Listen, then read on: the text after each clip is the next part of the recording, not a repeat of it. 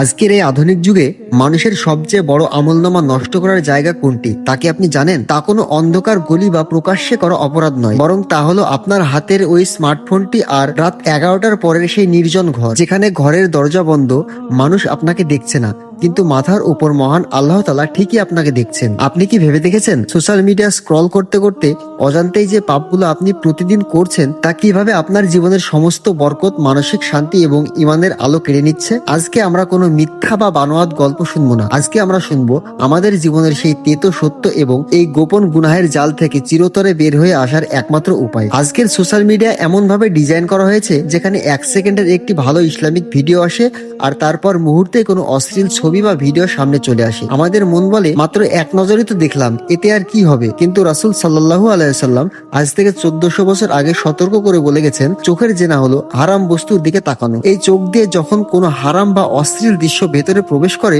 তখন মানুষের পবিত্র অন্তর কালো দাগে ঢেকে যায়। আমরা প্রতিদিন কত হাজার হাজার বার রিলস, শর্ট স্ক্রল করি আর আমাদের অজান্তেই আমল নামায় একের পর এক চোখের জেনা ও গুনাহ জমা হচ্ছে। মানুষের আসল চরিত্র জানা যায় তখনই যখন সে একেবারে একা থাকে এবং তাকে দেখার মতো কোনো মানুষ আশেপাশে থাকে না। হাদিস শরীফে রাসূল সাল্লাল্লাহু আলাইহি সাল্লাম এমন এক দলের কথা বলেছেন যারা কিয়ামতের দিন তিহামা পাহাড়ের মতো বিশাল বিশাল নেকি ও সোয়াব নিয়ে হাসরের ময়দানে উঠবে, কিন্তু আল্লাহ তাআলা তাদের সমস্ত নেকিকে বাতাসে উড়ানো ধূলিকণার মতো উড়িয়ে দেবেন। সাহাবীরা ভয় পেয়ে জিজ্ঞেস করলেন, হে আল্লাহর রাসূল, তারা কারা? তাদের কি পরিচয়? নবীজি সাল্লাল্লাহু আলাইহি সাল্লাম বললেন, তারা তোমাদেরই ভাই, তোমাদের মতোই সালাত আদায় করে, রাতের ইবাদতও করে, কিন্তু যখন তারা একা বা নির্জনে আল্লাহর হারাম করা বিষয়গুলো মুখোমুখি হয় তখন তারা নির্ভয়ে সেই পাপে লিপ্ত হয়ে যায়। চিন্তা করে দেখুন, মানুষের সামনে আমরা কত পরেজগার, অথচ স্ক্রিনের আড়ালে আল্লাহর ভয় আমাদের মন থেকে একদম উঠে যায়। আপনি কি কখনো ভেবে দেখেছেন কেন আপনার নামাজে মন বসে না? কেন মন এত অশান্ত থাকে? কাজের প্রতি কোনো মনোযোগ থাকে না এবং জীবনের কোনো বরকত পান না? কারণ হলো এই গোপন গুনাহ। আল্লামা ইবনুল কাইয়িম বলেছেন, হারাম দৃষ্টি মানুষের অন্তরে বিষাক্ত তীরের মতো কাজ করে।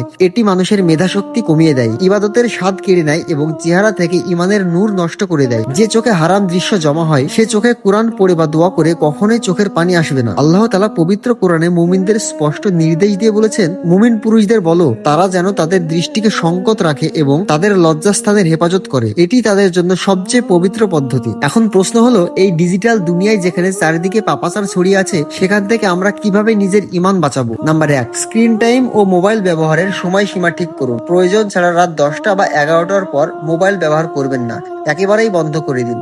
বেশিরভাগ গোপন গুনাহ কিন্তু রাতের নির্জনতাতেই সংঘটিত হয়। নাম্বার 2, সোশ্যাল মিডিয়ার অ্যালগোরিদম পরিষ্কার করুন। যেসব আইডি, পেজ বা টিকটক অ্যাকাউন্টে আপনাকে গুনাহের দিকে টানে সেগুলোকে আজই ব্লক বা আনফলো করে দিন। আপনার ফিডে ভালো ইসলামিক কন্টেন্ট ও দরকারি তথ্য যুক্ত করুন যাতে খারাপ কিছু সামনে আসার সুযোগ কম থাকে। নাম্বার 3, একা থাকা কমান এবং নিজেকে ব্যস্ত রাখুন। অলস মস্তিষ্ক শয়তানের কারখানা। যখনই একা থাকবেন বা মনে পাপের চিন্তা আসবে সাথে সাথে স্থান পরিবর্তন করুন। ওযু করে 2 রাকাত সালাত আদায় করুন অথবা পরিবারের মানুষের সাথে গিয়ে বসুন। নাম্বার 4, বিশেষ এই দোয়াটি নিয়মিত পড়ুন।